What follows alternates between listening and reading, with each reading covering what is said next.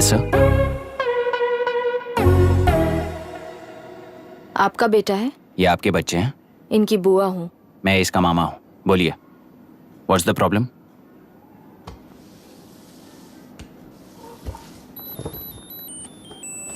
I love you. If you love me, circle yes. If you don't, circle no. Hello, मैंने तुम्हें love letter नहीं दिया है। तुम्हारे भांजे ने मेरी भतीजी को दिया है। तो अब बताइए, अब मैं क्या करूं? क्या पूछ रहे हो? क्या करें? चाटा मारो उसके गाल पे। उसे चाटा लगाऊंगा तो उसकी फीलिंग्स मर जाएंगी क्या? Shameless thing. एक्सक्यूज मी, आपके एक्सेंट से लगता है कि आप अमेरिका में पली बड़ी हो। ये इस पे सर्कल किसने बनाया? ओहो, तो ये देखकर इसने इसकी नाक फोड़ दी और इसने उसकी नाक फोड़ दी, है ना? पीठ को मारने वाला मैं नहीं।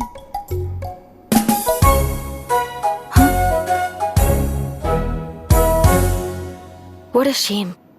इसमें शेम फील करने जैसा कुछ भी नहीं है। उनके मन में जो लव है वो अलग है और आपके मन में जो लव है वो अलग है। बच्चों की नजर में लव का मतलब है सिर्फ पसंद।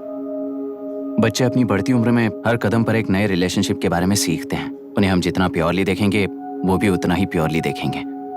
सुनो आर्या, आंटी को सॉरी बोलकर फिर कभी प्रिया से बात नहीं करोगे, प्रॉमिस आई करो। Am sorry. No wait. पीट, आर्या को तुमने मारा इसलिए तुम सॉरी बोलोगे। एक मिनट, आप क्यों सॉरी बोल रहे हो? ऐसे गधों को एक टांग पर पूरे स्कूल में दौड़ाना चाहिए, वरना हर लड़का हर लड़की को लव लेटर देता फिरेगा हमारे स्कूल में। इस तरह सबके सामने पनिश करने की वजह से ही वो ऐसा करते हैं। इन्हें तो लव शब्द का मतलब भी नहीं पता है। प्लीज इन्हें छोड़ दीजिए sir. No no, I won't accept this settlement. Right now I am suspending this boy with immediate. It's okay sir. I'm withdrawing my complaint. Priya, Pete, come let's go. Okay. Sir, आप अपने घर के frustrations school में लेकर मत आइए। Thank you sir. चलो Arya. Excuse me, my name is Abhi. Hi, Myra. आपको एतराज ना हो तो हम थोड़ा वक्त साथ बिता सकते हैं? Excuse me? मतलब क्या आप मेरे भतीजे के साथ और मैं आपके बच्चों के साथ टाइम स्पेंड कर सकता हूँ? Sure. Okay, please.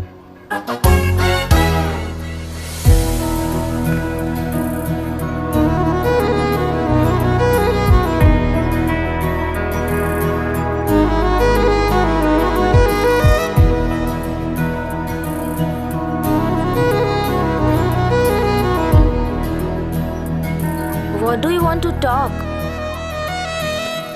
क्यों, तुझे हिंदी नहीं आती? आती है पर उसे पसंद नहीं है। अरे मेरी गुड़िया, तुम्हें इतनी अच्छी हिंदी किसने सिखाई? मेरे पापा ने। ओह, ठीक है। तुम्हारी आंटी क्या करती है? और यहाँ और कितने दिन रहेगी? मायरा आंटी ट्रिनिटी कॉलेज की म्यूजिक स्टूडेंट है। डैडी के रिसर्च सेंटर से वापस लौटने तक वो यहीं रुकेंगी। इसके बाद अमेरिका चली जाएंगी। ओहो, तो परदेसी पंछी है। ठीक है, मेरा एक छोटा सा पजल सॉल्व करोगी? तुम हो गोरी और यह है देसी गोरा और तुम्हारी बुआ है देसी। तो इतनी छोटी सी फैमिली में इतने रेसेस कैसे हो गए? सिली, इट्स सो सिंपल। मेरी दादी इंडियन है, मेरे दादाजी अमेरिकन है। डैडी दादाजी की तरह गोरे पैदा हुए और मेरी बुआ दादी की तरह पैदा हुई और मैं भी मेरे डैडी की तरह गोरी पैदा हुई और बेटे मम्मी की तरह पैदा हुआ। ओहो, That's all. so So simple. पर मेरी मम्मी मर गई। अरे मेरी गुड़िया, आई एम सो सॉरी बेटा। Hi. Your nephew is a smart boy. They are such well-mannered kids. Thank you. I'm so sorry about their mother. Thanks for your concern. सुना है आप म्यूजिक स्टूडेंट हैं। अगर आपको लोकल म्यूजिक के बारे में स्टडी करना हो या तेलुरु में घूमना हो तो मुझे बताइए। I'll take you. Sure, of course. Okay, ना? We'll catch up. This is my fiance's call. I need to take this. I'll see you around. Come. Hi.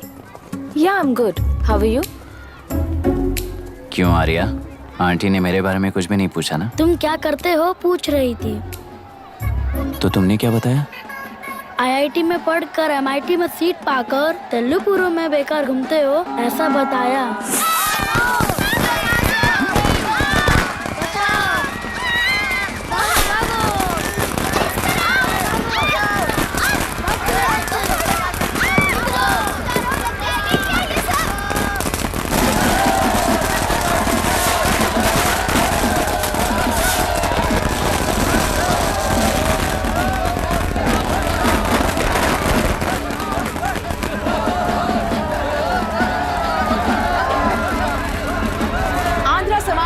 से अलग होकर आंध्र प्रजा पार्टी की स्थापना कर पहले चुनाव में ही जबरदस्त जीत हासिल करने वाली श्रीमती विशाखा वानी को देश के कोने कोने से प्रांतीय पार्टी का अभिनंदन मिल रहा है। टेलरी में हड़पे पैसों से कार्यकर्ताओं को वोटर्स को खरीद कर जीत हासिल की है। ईवीएम से छेड़खानी की गई है। यहाँ ऐसे हालातों में केंद्र में ज्यादा मेजोरिटी से जीत हासिल करने वाली इंडियन डेमोक्रेटिक पार्टी को हमारा साथ नहीं मिलेगा, ऐसा स्पष्ट किया विशाखा वाणी ने। श्रीमती विशाखा वाणी जी के बेटे कैकलूरी एमएलए विष्णुवर्धन को गवर्नर रमाकांत जी ने सरकार की तैयारी के लिए चुनौती दी है। तो अभी हमें ये देखना है कि आने वाले चुनाव में कौन सी पार्टी जीत हासिल करेगी। तो अब हम जाएंगे हमारे संवाददाता मिस्टर संजय नायर के पास, जो अभी पार्लियामेंट में उपस्थित है। लोकतंत्र के 4 स्तंभ क्या क्या है? सरकार को चुनने का हक जनता का है। Majority rules. चुनी जाने वाली सरकार को जाति और धर्म का भेदभाव किए बिना सारी जनता का पालन एक समान करना चाहिए। हमें सपोर्ट नहीं किया ना, देखना आज से स्कूल कॉलेज कैसे चलाता है। कानून और न्याय व्यवस्था को दबाव में आए बिना ईमानदारी से काम करना चाहिए। नई सरकार के आते ही राज्य में 9 कलेक्टर्स, 6 एसपीज और 2 जजेस की बदली हो गई है। जितने भी मर्डर्स हैं, करप्शंस हैं, उनके बारे में 3 साल में सोच लेना। आखिरी 2 साल में वोट दिलाने वाली योजनाओं के बारे में सोच सकते हैं। वोटर छोटे बच्चों जैसे होते हैं। सुबह पिटाई करो और शाम को एक बिस्किट का टुकड़ा फेंक दो तो खुशी से उछल जाते हैं।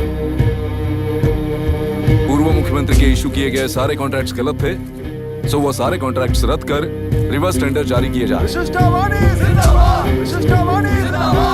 मैडम, अब तक 30% इन्वेस्ट किया है, अब कैंसिल करेंगे तो हमें कंपनी बंद करनी पड़ेगी। अगर ऐसा हुआ तो नई कंपनीज भी इन्वेस्ट करने की हिम्मत नहीं करेंगे।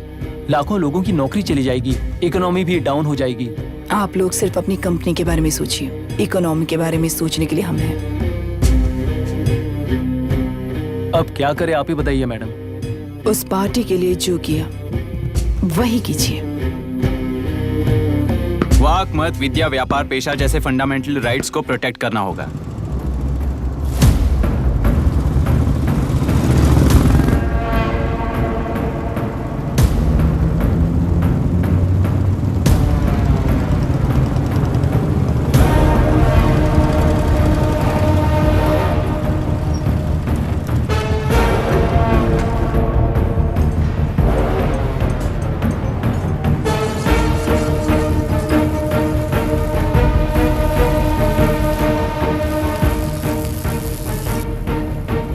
गुना भाई आया है।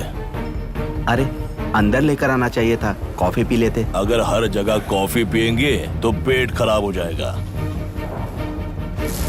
फैक्ट्री में कितने लोग काम करते हैं? 5000 लोग। महीने का कुल पगार कितना होगा? कम से कम 3 करोड़। तो वो 3 करोड़ इस अकाउंट में डाल दोगे तो वर्कर्स को पगार हम देंगे।